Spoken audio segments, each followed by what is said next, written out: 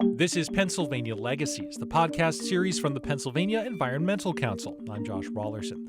The one predictable thing about the economics of energy production is that it's unpredictable. The one thing we do know about the energy market, and Pennsylvania is a good example of this, is it's always uncertain.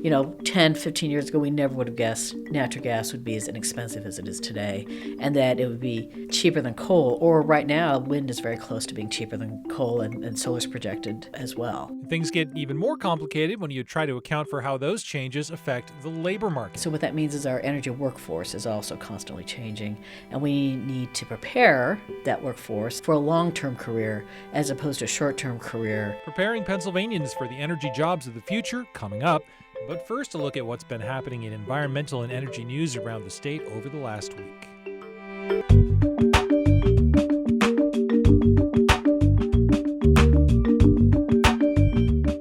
State government and environmental groups in Pennsylvania are still assessing the possible impact from cuts to environmental programs in the federal budget proposed last week by the Trump administration. The State Department of Environmental Protection, which currently relies on EPA funding for nearly a third of its budget, would take the biggest hit. And PEC's VP for Legal and Government Affairs, John Walliser, says the timing couldn't be worse. This proposal now comes on the back of about 15 years of reductions in DEP funding and staffing levels. Over that time, they've seen their budget reduced at the state level by about 40%, and they've lost about 25% of their staff during that time. The cuts would directly affect Pennsylvania's ability to comply with obligations like the Chesapeake Bay cleanup and the Great Lakes Restoration Initiative. And several of the things that have been zeroed out in the EPA proposal, for example, funding for the Chesapeake Bay, those are court-ordered mandates. Those are things that the department just can't wish away. In a letter to EPA Administrator Scott Pruitt, Pennsylvania's acting DEP Secretary Patrick McDonnell warns the effects of the proposed cuts would be profound and far-reaching, with implications for everything from economic development and agriculture to radon protection. Walliser calls it a lose-lose scenario. The bottom line is these cuts are going to adversely affect everyday citizens. It's going to mean a reduction in inspections for drinking water, air emission monitoring, and even permitting, the department's ability to turn around permits for businesses. So it's going to have an economic impact as well. In all, federal grants to environmental programs would be cut by about $482 million under the Trump budget. Meanwhile, the state Senate has yet to act on Patrick McDonnell's nomination to head up the DEP on a permanent basis. He's been awaiting confirmation since July, and his remains the only open cabinet nomination still unconfirmed in the Wolf administration. Without Senate action, the nomination will be automatically approved on May 10th, nearly a year since McDonnell took on the role of acting secretary. In oil and gas news, a key drinking water protection provision of Act 13, Pennsylvania's shale gas drilling law, is set to expire next week. That is, unless the General Assembly revises it to comply with the state Supreme Court ruling from last year. The measure required notification of any spill that would threaten a public water supply. The court gave the legislature 6 months to rewrite it to also include spills affecting privately owned wells. Senate leaders say they have no plans to do so ahead of the March 27th court-imposed deadline. But DEP says it will continue notifying public water utilities of spills, even though there's no statutory requirement to do so. A new web app launched this week will make DEP's permitting process more transparent and more efficient, the agency says. Documents submitted by oil and gas companies seeking permits are now searchable on the DEP website. Both environmental and industry groups have greeted the announcement as a positive step. Ratepayers served by PECO, the utility that provides electricity to 1.6 million southeastern Pennsylvanians, have been watching their bills drop steadily for the last 6 years. And an analysis by the Philadelphia Inquirer suggests rates will continue dropping this year thanks to low prices for natural gas, which is increasingly being used to generate power. But although consumers have enjoyed about a 10% reduction in their electric bills since 2011, the paper notes the actual price of power provided by PECO is down 27% over the same period. Higher fees elsewhere in customers' bills are making up the difference. Philadelphia schools will save a projected $600 million over the next 20 years under a plan to improve energy efficiency in school buildings. The district has announced plans to replace old heating and lighting systems and make other energy-saving upgrades as part of a larger $4.5 billion repair and maintenance plan. And this note from our Luzerne office. PEC is being recognized for beautifying northeastern Pennsylvania communities through the Community Illegal Dumpsite Cleanup Program. The Upper Delaware Council will honor the program with its Community Service Award for organizations at the UDC's Spring Awards Dinner on April 25th. The illegal dumpsite program celebrating its 10th anniversary this year.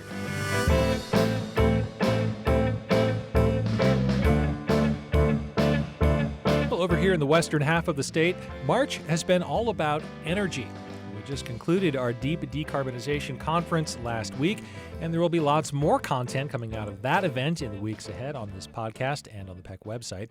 One of our sponsors for the conference last week was Scott Institute for Energy Innovation at Carnegie Mellon University, which also supplied many of our speakers. Next week, they're following up the discussion with a whole slate of energy-related events, looking at not just the science and technology of energy, but also its economics and even its relationship to the arts and humanities. To get a preview of Carnegie Mellon's Energy Week, I spoke with one of the event's chief organizers. My name is Deborah Stein. I am Associate Director for Policy Outreach for the Scott Institute for Energy Innovation at Carnegie Mellon University. I'm the sort of guru of all things Energy Week. What was the idea behind Energy Week? It started about a year ago, I believe. Yeah, I was trying to find some way so that the community could learn more about energy activities around the region. I don't think most people know that within a 1 hour radius, we have every single energy source, from nuclear, hydropower, solar, wind, everything is very close. But most people don't really know that. They think of the town as more of a coal town or a natural gas town. They don't realize that all the energy activities that are going on, just for the energy they use, and then also that there's a great deal of energy innovation going on. We're having a policy forum Thursday that's going to focus on the energy workforce. And it's a roundtable discussion, but there'll be some very interesting presentations in the morning talking about the data regarding the energy workforce in the region, thinking about possible policies to enhance that workforce so that it's successful in energy. And in this case, we're trying to make sure we have, again, a broader view of energy. So oftentimes we see very focused numbers, so it might be just, say, shale or wind or energy efficiency, but it's really important to look across the spectrum and for workers to be prepared for whatever employment comes their way across that spectrum as well. So the question is, how can we achieve that so that we have not just, say, shale workers and solar panel workers, but we have energy workers? There's a pretty big educational challenge to fill that, to close that gap, I guess. Yes, it is, because a lot of the programs that are out there, the education programs, are very siloed. And the other challenge, based on my discussions with, say, the Energy Innovation Center, is it's not very easy for a worker to put a bunch of certificates together for an actual degree, so say for an associate degree. So that's important when they're looking at their long-term employment, because the one thing we do know about the energy market, and the Pittsburgh region and Pennsylvania is a good example of this, is it's always uncertain. 10, 15 years ago, we never would have guessed natural gas would be as inexpensive as it is today, and that it would be cheaper than coal. Or right now, wind is very close to being cheaper than coal, and solar's projected as well. So not even considering any policy issues, but just looking at the economics of the issues and where utilities are going to get their energy from, it's constantly changing. And so what that means is our energy workforce is also constantly changing, and we need to prepare that workforce, and the workers need to consider how they're going to prepare themselves for a long-term career as opposed to a short-term career, which leads to many economic challenges. You mentioned that this is at some level kind of a community outreach a little bit. What's the mix of people you're expecting to attend? People from around campus, from around town, out of town? Yeah. We do have people who come from all over the country for the event, but it's open to the public. So it's free, and people can come, learn about Carnegie Mellon research, learn about energy policy, energy law, and even the arts. We even have events that focus on the interconnection between energy and artistic endeavors. So it's a good way to think about energy in a different kind of way. And is it fairly unusual for these two, or these however many worlds to come together? Are people working sort of across disciplines on campus most of the time on your issues, I guess?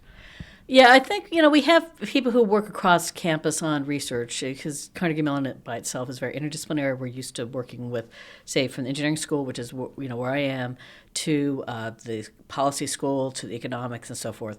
But we don't very often interact with the drama school. And it was very interesting. And as far as I know, it hasn't happened elsewhere. it was a good way to kind of really learn things. And for our engineering students, last year it was during our we have a competition for student teams from 4 states, and the students were making their pitches for the energy technology. We put into it also the drama students, and the difference between engineering students talking about energy and drama students talking about energy is very, very high. Yeah, what do they get out of it from looking at it from the other perspective? What do they learn from each other? Well, I think the drama students start thinking more about energy. They probably don't really even think about the energy that they use very much.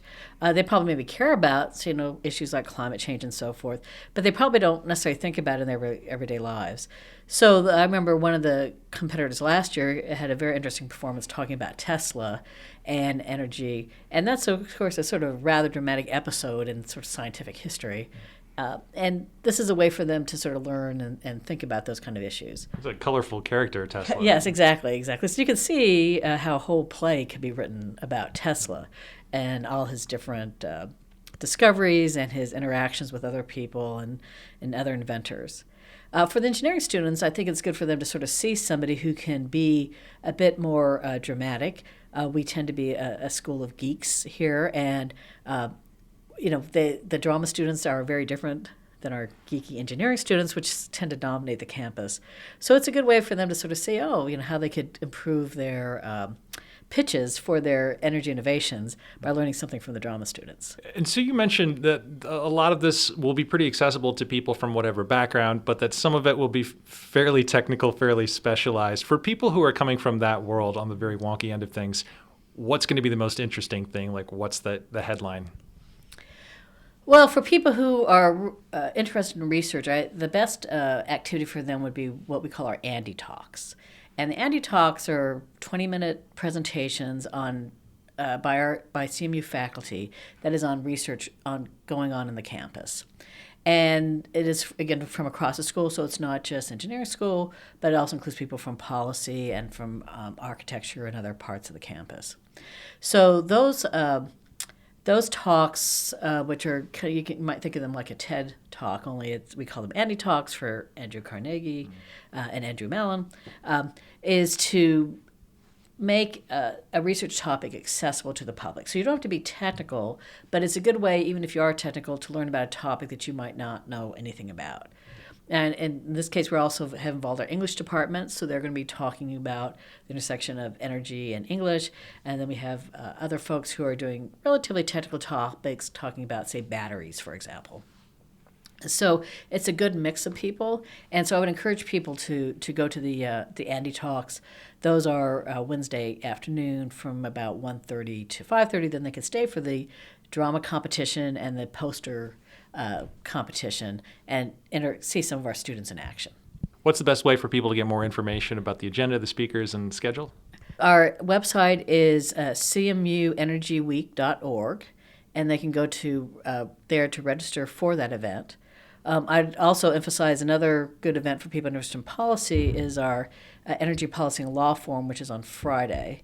And that event includes some really good keynote speakers including the head of the Pennsylvania Public Utilities Commission, a commissioner of the Federal Energy Regulatory Commission, and the person who's the acting director of the Energy Information Administration. So again, good for people who are technical in nature, but also for lawyers because we are offering continuing legal education credit for Ohio, West Virginia, and Pennsylvania at that event. We have incorporated the Colleges of Law of West Virginia and Pitt as partners in that event, and there are also panel discussions on a number of issues. So that's also a really good day to learn about energy law and policy. So free and open to the public, but registration required? Yes, registration is required, even though it's free, and that is because some of our events have already hit capacity. For example, we have the CTO of Tesla who will be here on Tuesday night. We had 300 spots. They're definitely been all gone for a while.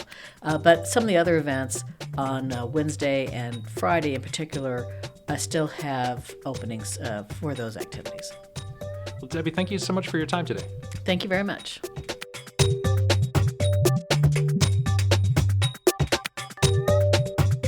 That's Deborah Stein with the Scott Institute for Energy Innovation at Carnegie Mellon University, which is hosting Energy Week all next week in Pittsburgh. And that's our show for this week on Pennsylvania Legacies. You can find the show on iTunes and SoundCloud and always at pecpa.org. And there you'll find much more on all of PEC's work across the state in energy and climate, in watersheds, in trails and recreation, in communities and landscapes, and all the work we do. You can read up on it all at pecpa.org. Hey, we'd appreciate it if you'd recommend our podcast to a friend, and if you subscribe to us on iTunes or SoundCloud, take a moment and leave a rating and review to help others discover the show. And by all means, let us know what you think. You can send an email to legacies@pecpa.org. Again, legacies, legacies, @pecpa.org. We'll be back with another show next Friday. Until then, I'm Josh Rawlerson. Thanks for listening.